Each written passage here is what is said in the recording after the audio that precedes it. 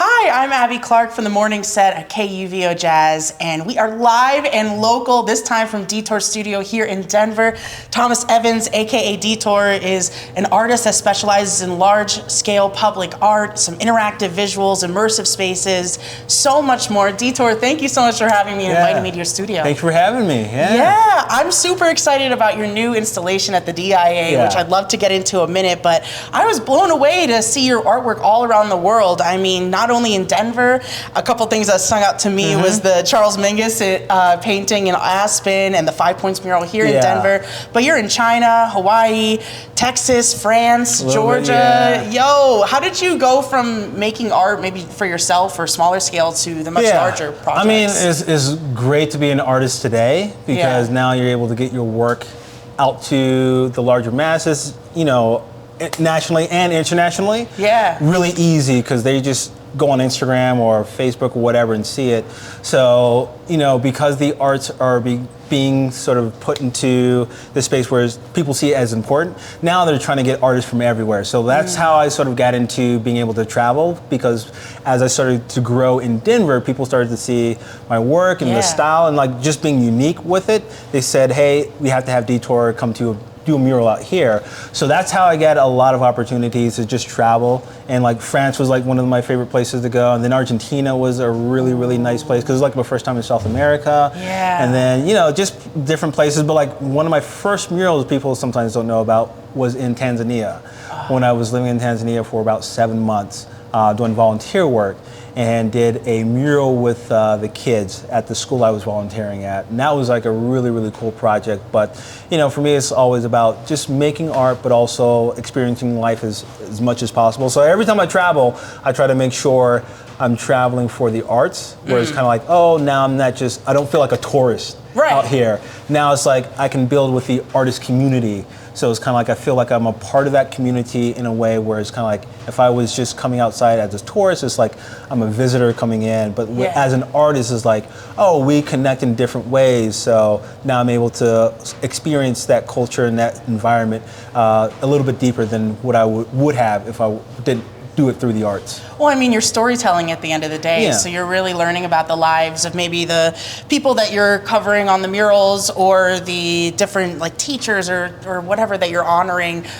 So travel has a big thing to do with your new piece at the DIA, which was brought in by the people. I mean, community representatives, arts and culture professionals, civic leaders brought in, wanted to bring in, it's not what you take, it's what you bring back. Tell me a little bit about this project. That's really so cool. For me, public art, I want it to be public. And I want the people to get involved. So like with my murals, I always try to make sure, you know, I talk to the community and have like a community member sort of represented in some form or fashion. But when getting into more abstract 3D work, it's like, how do you do that? So for me, when doing public art, and this is like my first large scale project of this size, this budget, it was like, how do I do that? Okay, let me figure out a way to do that through materials. So rather than, you know, this piece that you'll see on the sculpture called It's Not What You Take, It's What You Bring Back, you'll see a ton of luggage. So that luggage, you know, I could have casted it or, you know, made molds of it. But this one is kind of like, okay, let me actually have this be upcycled luggage. Because like when you're going to a place like, you know, Arcs or Goodwill, you always see that sort of section where it's like just luggage that people don't need anymore. Or it's like you have luggage in your attic that's, you know, old, but it's sentimental and you don't want to throw it away. So it's like, okay, let me actually source it from the people in Colorado, just tell the story of people from Colorado.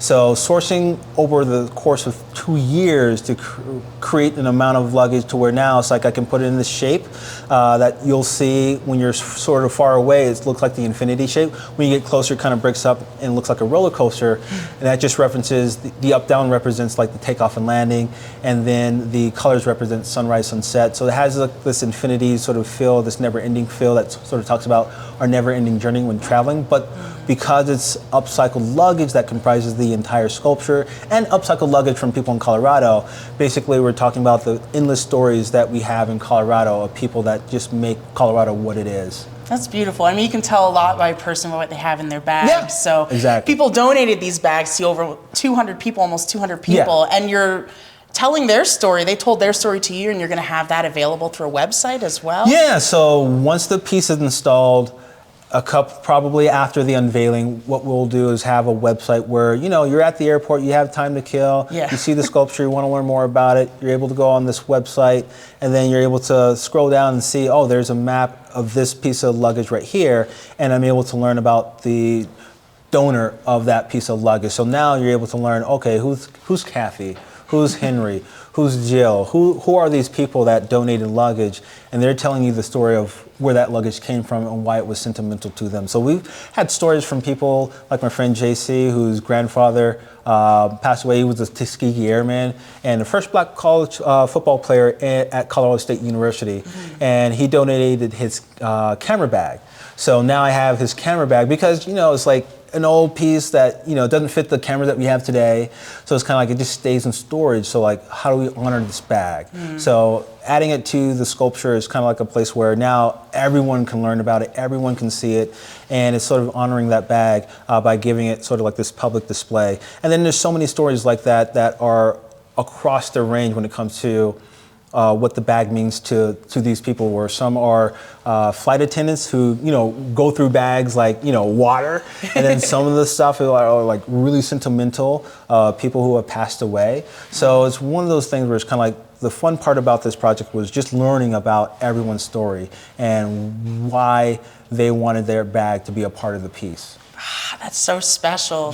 What surprised you about this project? Anything? I mean, was it your first time doing more of that 3D large scale work versus a mural? Yeah, I guess the biggest surprise for me was just the scale, building a team, everything that's involved, because for me, when I do a mural, it's like me and the building owner, or me and the business owner, or just me painting on a wall that's a free wall. And it's like, I don't have to talk to anyone. I don't have to sort of go through anyone a lot of times. I'm in my zone, but with this one, it's kind of like, it's a sculpture piece that's really large, about 30 feet wide by 10 by 12, steel armature, suspended above people. It's like, there's liability there. There's like a ton of things that I can't do. So building a team that can put all this stuff together for me was the hardest part. But it was challenging in a way to where I needed to go through that. To now, if I'm ever approached with a project like this again, it's like I know what to do.